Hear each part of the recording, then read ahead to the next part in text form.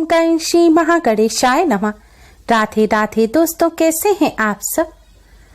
दोस्तों, वैशाख माह की अमावस्या इस बार 30 अप्रैल दिन शनिवार को है। मान्यता के अनुसार शनिवार के दिन पड़ने वाली अमावस्या का विशेष महत्व होता है। इसे शनि अमावस्या कहा जाता है। ये दिन शनिदेव को प्रसन्न करने और पितृदोष से मुक्ति पाने के लिए बेहद महत्वपूर्ण माना जाता है। मान्यता है इस दिन पवित्र नदी में स्नान कर दान अवश्य ही करना चाहिए। इस दिन दान करने से पुण्य की प्राप्ति होती है। शनि दोष से राहत पाने के लिए इस दिन शनि देव से संबंधित चीजें जैसे कि काले उड़द, काले तिल, काला कपड़ा, सरसों का तेल इत्यादि वस्तुओं का दान करें। पितरों की आत्मा की शांति के लिए इस दिन काले तिल, अन्न और वस्त्र का दान करना बेहद शुभ माना जाता है। मान्यता के अनुसार अन्य अमावस्या की तुलना में शनि अमावस्या पर किए गए स्नान, दान, पूजन कई गुना अधिक पुण्य फलदायी होते हैं। दोस्तों, इस बार की शनि अमावस्या तो और भी ज्यादा खास है क्योंकि इस दिन स्वास्थ्य सिद्धि योग और अमृत सिद्धि योग बन रहा है। साथ ही इस दिन सूर्य ग्रहण भी लगने जा रहा है। इसलिए इस बार की शनि अमावस्या बेहद खास हो गई है। लेकिन यह सूर्य ग्रहण 30 अप्रैल को देर रात को लगेगा और रात में जो सूर्य ग्रहण लगेगा वह भारत में दिखाई नहीं देगा, इसलिए इसके सूतक भी भारत में मान्य नहीं होंगे।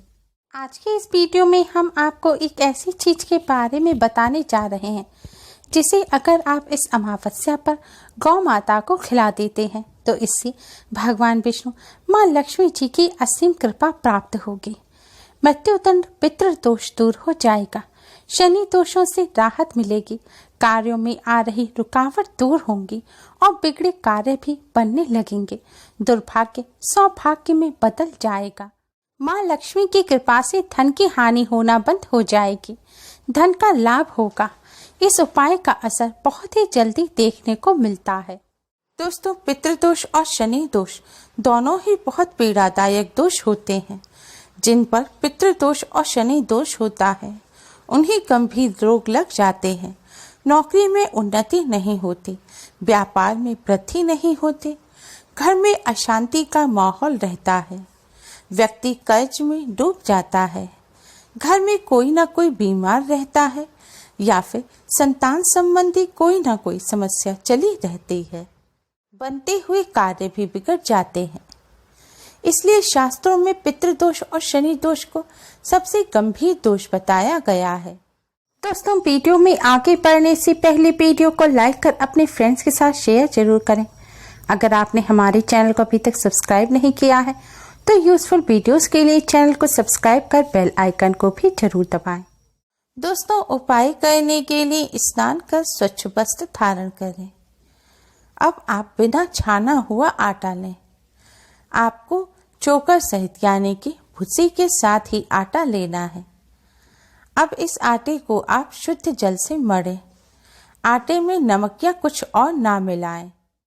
अब गैस, तवा और चकला बेलन मांजें, यानी कि साफ गैस पर साफ बर्तनों से आपको 2 रोटी बनानी है।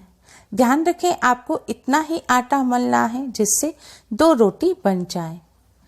अब इन दोनों रोटियों को आप अलग अलग प्लेट में रख लें। एक रोटी पर आप शुद्ध घी लगाएं और एक रोटी पर आप सरसों का तेल लगाएं। अब आप अपने मंदिर के सामने आसन बिछाकर बैठ जाएं। भगवान जी के सामने एक शुद्ध घी का दिया जलाएं और एक सुगंधित धूपबत्ती जलाएं। दिए को सीधे जमीन पर ना रखें। दिए को किसी कटोरी में या फिर थोड़े से साबुत चावल रख उसके ऊपर दिया रखें। अब आप भगवान श्री गणेश, भगवान श्री हरि विष्णु, माँ लक्ष्मी जी को प्रणाम करें और बजरंग बली को प्रणाम करें, पितृदेव को प्रणाम करें। इसके बाद आप भगवान जी को किसी फल मिष्ठान का भोग लगाएं। दोस्तों, आपको भगवान जी को मिष्ठान का भोग अवश्य ही लगाना है। अगर कोई मिष्ठान ना हो तो आप शक्कर या गुड़ या बताशे का भी भोग लगा सकते हैं। ध्यान रखें, आपको भोग भी 2 अलग अलग पात्रों में रखना है। एक पात्र में आपको तुलसी दल रखना है और यह भोग आपको भगवान विष्णु, माँ लक्ष्मी जी को लगाना है। भोग लगाने के पश्चात अब आप भगवान श्री गणेश को प्रणाम करें। फिर भगवान विष्णु, माँ लक्ष्मी जी को प्रणाम करने के बाद इस मंत्र का 108 बार जाप करें। मंत्र इस प्रकार है। ओम नमो भगवते वासुदेवाय। ओम नमो भगवते वासुदेवाय। दोस्तों, इस मंत्र का आपको 108 बार जाप करना है। अगर हो सके तो इस मंत्र का तुलसी की माला पर जाप करें। जाप करने के पश्चात अब आप भगवान विष्णु, माँ लक्ष्मी जी को प्रणाम करें और पितृदेव को प्रणाम करें।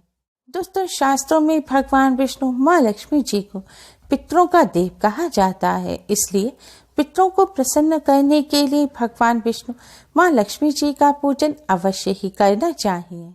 अब आप पितृदेव के इस मंत्र का 108 बार जाप करें। मंत्र इस प्रकार है। ओम पितृभ्य नमः। ओम पितृभ्य नमः। दोस्तों, अगर आपको मंत्र का जाप करते समय कठिनाई महसूस हो या आप सही उच्चारण नहीं कर पा रहे तो आप पितृ चालीसा का पाठ करें। अब आप पितृदेव से हाथ जोड़कर पितृदोष से मुक्ति की प्रार्थना करें। भगवान विष्णु, माँ लक्ष्मी जी से अपने पितरों की आत्मा की शांति की प्रार्थना करें। पितरों की मुक्ति की प्रार्थना करें। प्रार्थना करने के पश्चात अब आप बजरंग बली को प्रणाम करें और हनुमान चालीसा का पाठ करें। दोस्तों, शास्त्रों में बताया गया है कि शनि देव को प्रसन्न करने का सबसे आसान उपाय है बजरंग बली की पूजा करना।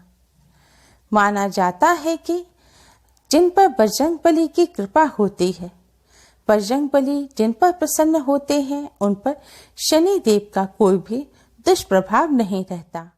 बजरंग बली के भक्तों पर शनिदेव सदैव प्रसन्न रहते हैं, इसलिए शनिदेव को प्रसन्न करने के लिए बजरंग बली का पूजन अवश्य ही करें।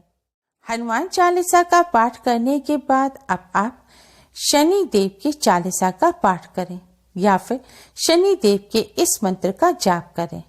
मंत्र इस प्रकार है। ओम शं शनिश्चराय नमः।